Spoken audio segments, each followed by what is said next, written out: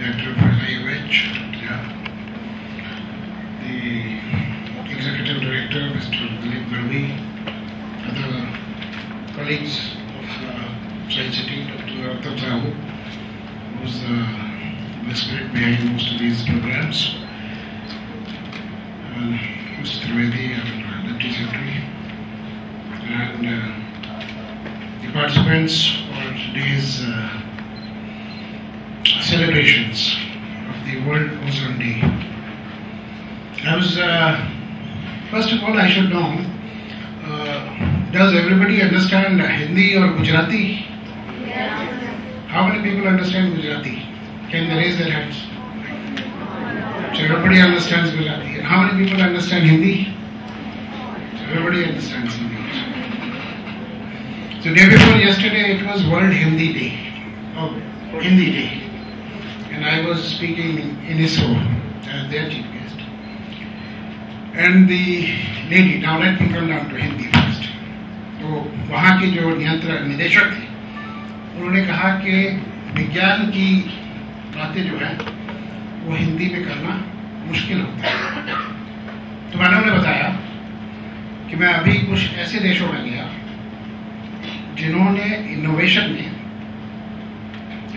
शोध में, रिसर्च में दुनिया में अपना नाम सबसे आगे कर लिया है, जैसे ताइवान है, कोरिया है।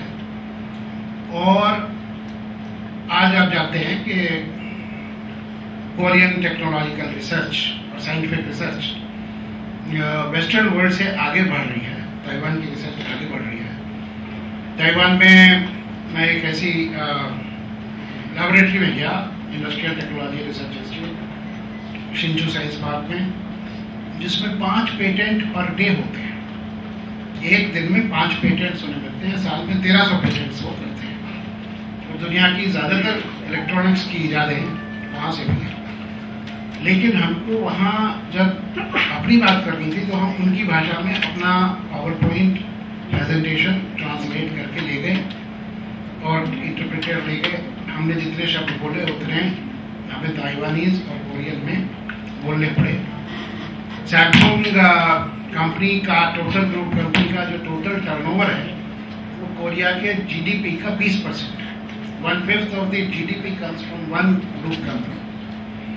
और उसके एक बड़ी कंपनी है कंस्ट्रक्शन एंड टेक्नोलॉजीज, जिसने दुनिया की सबसे जानी मानी इमारतें बनाई हैं, जो जैसे कि पेट्रोनास टावर्स पहले दुनिया में सबसे बड़ी टावर थी। उसके बाद ताइपे की 101, उसके बाद उससे बड़ी, और उसके बाद अभी बुर्ज खलीफा। तीनों टावर सैमसंग कंस्ट्रक्शन टेक्नोलॉजी ने बनाई है। और जब मैं उसके चेयरमैन से बात कर रहा था तो वो एक शब्द भी अंग्रेजी का बोल नहीं पा रहे थे। उनके साथ में बैठी हुई एक लड़की अंग्रेजी में उनको तर्जुमा कर रही थी। तो मैंने उनको बताया इस रो में कि देखिए, साइंस टेक्नोलॉजी सब कुछ अपनी भाषा में ज़्यादा आसान होता है। अपनी भाषा में जो बात करते हैं वो समझ भी जल्दी से आती है और बोली भी आसानी से जाती है। बजाय इसके कि हमको अपनी भाषा के बारे में कोई संकोच हो। मैं यहाँ साइंस सिटी में एक ये रिकमेंडेशन करूँगा, और जो मैं इंग्लिश के शब्द यूज़ कर रहा हूँ उसमें कोई ऑब्जेक्शन नहीं होना चाहिए, क्योंकि मैं समझता हूँ कि भाषा को अपनी खिड़कियाँ खुली रहनी चाहिए। उसकी जितने शब्द बाहर से आ रहे हैं उनको आगे देना चाहिए, तभी एक भाषा समृद्ध होती है। भाषा क्लिष्ट हो जाए, डिफिकल्ट हो जाए, तो उससे अपने जो भाषा का परिचय है वही कम हो जाता है। तो एक तो पहली बात मैं ये करना चाहूँगा कि बने वहाँ तक हम लोग हिंदी में तो बात कर ही सकते हैं और गुजराती में बात कर सकते हैं, और विज्ञान और तकनीकी प्रौद्योगिकी सब चीज़ के बारे में चर्चा अपनी भाषा में हो सकती है। उसके बारे में कोई संकोच की ज़रूरत नहीं है। तो मेरा ये निवेदन रहेगा कि हम थोड़ा थोड़ा जो भी बातें कर रहे हैं उनको अपने हिंदुस्तान की भाषाओं में करें। दूसरी बात मैं डॉक्टर नाग से पूछ रहा था कि आज ये ओजोन डे के अवसर पे, इसके उत्सव में सिर्फ यहाँ पे बहनें ही क्यों है खाली? Why there are only ladies है? क्या आदमी जो है पुरुष बहुत कम है, लड़के लड़के कम हैं, सब लड़कियां हैं। तो क्या ये वातावरण की चिंता लड़कियों को ही है और लड़कों को नहीं है? और अगर ऐसा है तो ये बहुत खतरनाक एक बात है, क्योंकि आधी पॉपुलेशन जो है वो दुनिया को बिगाड़ेगी और आधी पॉपुलेशन उसको संभालेगी। तो ये मामला ज़रा डिफिकल्ट हो जाएगा। इसलिए अब ये रजिस्ट्रेशन हुआ है, इसका एक पैटर्न भी थोड़ा सा मैं निवेदन करूंगा कि इसका एनालिसिस करें और प्रोत्साहन दें हमारे भाइयों को भी, हाँ, कि वो भी ओजोन लेयर के बारे में कुछ विचार विमर्श करें, सोचे समझे, आत्मसात करें कोई बात, कैसे कम एनर्जी यूज करना। क्योंकि ये सारी बात तो अभी इसकी टेक्नोलॉजी में तो मैं ज़्यादा इसलिए नहीं जाऊँगा कि हमारे पास विद्वान लोग बैठे हैं और दिन भर इसकी बात होगी कि कैसे स्ट्रेटोस्फीयर में और ट्रोपोस्फीयर में और कैसे ओजोन लेयर जो है वो डिप्लीट होती है, किस वजह से होती है। उसका हार्ड ये है, मूल ये है कि जितनी एनर्जी हम लोग ज़्यादा कंज्यूम करेंगे, क्योंकि एनर्जी कंजम्पशन जब होता है तो वो सब गैसेस निकलती हैं जिनसे कि ओजोन लेयर पे असर पड़ता है, ग्रीन हाउस गैसेस बढ़ती हैं, इफेक्ट होता है, उससे सारा जो इक्विलिब्रियम है जो दुनिया का वो बिगड़ता है और उसकी वजह से पूरी ह्यूमन पॉपुलेशन एक ऐसी दिशा में जा रही है कि उसके अस्तित्व को ही एक खतरा हो सकता है। अब ये अपनी भारत की कल्चर देखें तो उसमें तो एनर्जी कम यूज करना हम लोगों की कल्चर में, विरासत में। लड़के ज्यादा कंज्यूम करते हैं एनर्जी, लड़कियां कम करती हैं, इसलिए शायद आज लड़कियां ज्यादा हैं, लेकिन उनको भी समझना पड़ेगा। पर इस समय एक बात जो मैं यहाँ करना चाहता हूँ वो ये है कि देखो, ऐसा हुआ 1985 में एक स्पेस मिशन में नासा के जो कुछ इक्विपमेंट थे, उसे पता लगा कि एंटार्क्टिका के ऊपर जो है वो ओजोन लेयर खत्म हो गई और वहाँ पे एक वर्ल्ड पैच बन गया है। शुरू में नहीं समझ में आया, फिर जब समझ में आया तो सब लोग घबराए काफ़ी। उसके बाद मॉन्ट्रियल में इकट्ठे हुआ, शायद 1987 में, अपनी 1987 में ये प्रोटोकॉल हुई और 1987 से दुनिया को थोड़ा सा जागरूक करने का प्रयास किया जा रहा है। तो तब से अभी तक दुनिया के सब देश बैठते हैं एक दूसरे के साथ और चिंता एक दूसरे के साथ बैठ के व्यक्त करते हैं, लेकिन हर देश दूसरे देश को कहता है कि भाई तुम एनर्जी कम कंज्यूम करो। कोई अपने आप एनर्जी कम कंज्यूम करने के लिए तैयार नहीं है। सो मेरी मूल बात यही है, टेक्नोलॉजी तो आप समझेंगे दिन भर, साइंस समझेंगे, ये कैसे हो, क्योंकि मैसेज फाइनली तो यही है कि हम लोग कैसे अपने जीवन में कम एनर्जी यूज करके, भाई अमेरिका ने सारी समझ लीजिए कि ओजोन खा ली और अब नसीहत दे रहे हैं हिंदुस्तान को, चाइना को और अफ्रीका को कि अब तुम लोग जो है एनर्जी कंज्यूम नहीं करो, अब तुम लोग जो है वापस जंगल में चले जाओ। तो फिर उसमें अलग अलग तरह के मापदंड वगैरह बनाए जा रहे हैं और उन मापदंडों के ऊपर भी काफ़ी बहस और चर्चा चलती हुई है।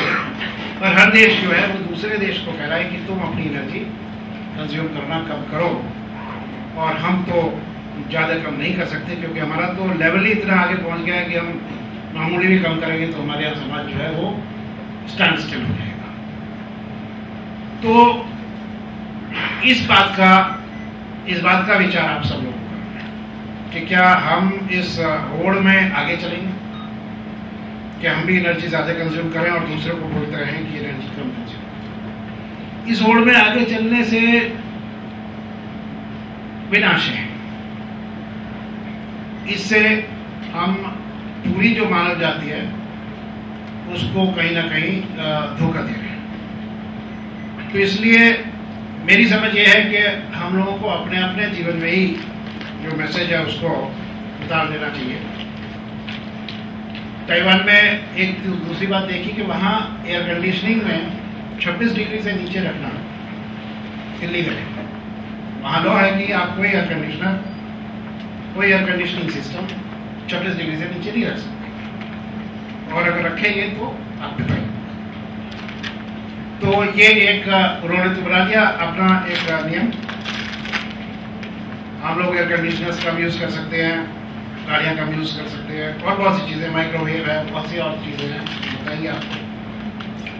वो कम यूज करके जितना हो सके उतना अपने जो स्वाभाविक जीवन था उसमें जाए तो उसमें कई तरह के फायदे हैं, उसमें हेल्थ के भी फायदे हैं, ओजोन के तो हैं, लेकिन आज और भी बहुत सी चीज़ें ऐसी हैं जिसमें टेक्नोलॉजी की वजह से बहुत सी नई नई ह्यूमन लाइफ को तकलीफें खड़ी हुई हैं, क्योंकि वो नेचर के साथ मिलती जुलती चीज़ें नहीं हैं। आज हम लोग जो खाना खाते हैं, आज हम लोग जो फास्ट फूड लेते हैं, जिस तरह से सोते हैं जगते हैं, रात को 1-1 बजे तक कंप्यूटर देखते हैं, उससे सबसे बहुत टीवी देखते हैं, टीवी से भी बड़ा नुकसान है। तो वो सब सोचना चाहिए कि ये क्या हम अपना पूरा जीवन एक स्वस्थ जीवन बना सकते हैं। तो आज ये जो बात हो रही है ओजोन लेयर के प्रिजर्वेशन की, ये सिर्फ एक ओजोन लेयर के बारे में नहीं, ये पूरे जीवन का जो एक साइकिल है उसको स्वस्थ बनाने के बारे में हो रही है। और मुझे खुशी है कि आज एक तो साइंस सिटी हमारा बहुत गतिशील है इस बारे में, क्लाइमेट प्रिजर्वेशन में। साइंस सिटी में सभी तरह की जितनी जागरूकता साइंटिफिक बेसिस पे हमारी नई जनरेशन्स जो जिनको मैं देख रहा हूँ सामने बैठे हुए, उनको दी जा सकती है, उसमें कार्यरत है। खूब उत्साह से यहाँ के कार्यक्रमों में आप सब लोगों का जो पार्टिसिपेशन है वो भी बहुत हम लोगों के लिए उत्साहजनक है। हालांकि मैं चाहूँगा कि ये पार्टिसिपेशन बढ़े और यहाँ की सेमिनार्स के लिए अगर ये ऑडिटोरियम मर्यादा तय करता है तो हम लोग ऑडिटोरियम से बाहर जाके प्रोग्राम करें। हम लोग कहीं पंडाल में, खुले में, लॉन में, जहाँ भी हो, कभी कभी थोड़ा गर्मी में भी बैठ रहे हैं, गर्मी में बैठना अच्छा होता है, थोड़ा पसीना आना अच्छा होता है, तो बढ़े यहाँ का पार्टिसिपेशन, ऐसी मैं आशा रखता हूँ। मैं गढ़वी जी से और साहू जी से आग्रह करूंगा कि वो प्रयास करें कि यहाँ इतना अच्छा जो काम हो रहा है तो उसका व्याप जो है वो बढ़े और वो ज़्यादा से ज़्यादा हमारे बच्चे जो हैं और सभी समाज के और सारे, ये तो बहुत अच्छी बात है कि स्टूडेंट यहाँ आ रहे हैं, आप लोग यहाँ आए हैं, लेकिन शिक्षकगण भी आए, क्योंकि ऐसा नहीं है कि जो लोग आगे बढ़ गए हैं उम्र में उनको सब कुछ ज़्यादा अच्छा आता है, तो वो भी आए और वो भी इस जितनी यहाँ से कैंपेन्स चलते हैं उसमें ज़्यादा लोग शरीक हो, ज़्यादा लोग शामिल हो। तो उसके साथ मैं एक तो आप सबको अभिनंदन देता हूँ कि आप सब लोग यहाँ आके पूरा दिन इस बात पे चर्चा करने के लिए, गुजारने के लिए आप लोगों ने ये दिन तय किया। साइंस सिटी के जो आयोजक हैं उनको भी अभिनंदन देता हूँ कि वो हर दिन जो है दुनिया की जागरूकता का उसको अच्छी तरह से मनाते हैं और साहू जी का बहुत अच्छा प्रयास है। बहुत उनका यहाँ के कॉलेजेस से, शिक्षक वर्ग से, एकेडमिक इंस्टीट्यूशन से जो उनका संपर्क है वो बहुत अच्छा है, इससे हमको खास खुशी है। और मैं धन्यवाद देता हूँ हमारे जो निष्णात डॉक्टर नाग हैं, डॉक्टर जहाँ हैं और आ जाएंगे जिनमें, तो जो सपोर्ट हमें मिला हुआ है यहाँ के ये वैज्ञानिक वर्ग से, ये सपोर्ट का भी मैं इस मौके पे आभार प्रदर्शन करना चाहता हूँ, क्योंकि साइंस सिटी से जो भी चल रहा है वो आप सबके सहकार से और सहयोग से चल रहा है। और यहाँ की साइंटिफिक कम्युनिटी जिस तरह से हमारे साइंस सिटी के एस्टैब्लिशमेंट को सपोर्ट करती है, उसके लिए उसकी मैं खास यहाँ पे I would like to note it और खूब उनके लिए आभार यहाँ पे प्रदर्शित करना चाहता हूँ। मुझे मौका मिला उसके लिए भी आप सबका धन्यवाद। और मुझे आशा है कि आज दिन भर का जो ये प्रोग्राम चलेगा उसके बाद हम लोग जब जाएंगे तो हर शख्स जो यहाँ पे है, हर पार्टिसिपेंट एक दीप जलाएगा खुद चारों तरफ, जो भी उन्होंने यहाँ से आत्मसात किया है उसको अपने चारों तरफ एक जो है वो 100 को ये बात बताएगा और इसी तरह से ये बात आगे बढ़ेगी। और इसके साथ ही साथ कोई एक्शन प्रोग्राम जो हम लोग यहाँ वर्कशॉप्स करते हैं उनमें से कुछ एक्शनेबल निकलना चाहिए। कुछ अभी आज मैं पढ़ रहा था, युवा अनस्टॉपेबल एक NGO है अहमदाबाद का, जिसने बड़ा अच्छा काम किया है। क्यों नहीं आप लोगों में से ही कोई अब ये ओजोन के या क्लाइमेट के रक्षण के लिए कोई मूवमेंट शुरू करता है? आप लोग ही इस बारे में कोई लीडरशिप ले सकते हैं। तो मैं आशा रखता हूँ कि आज का ये प्रोग्राम कुछ एक ऐसी दिशा की तरफ निर्देश करेगा जिसमें कि हमारे युवान जो यहाँ पे पार्टिसिपेंट्स हैं वो कोई एक्शन प्रोग्राम शुरू करेंगे। और उसके साथ ही यहाँ पे मैं विरूँगा। जय हिंद, जय गरुड़।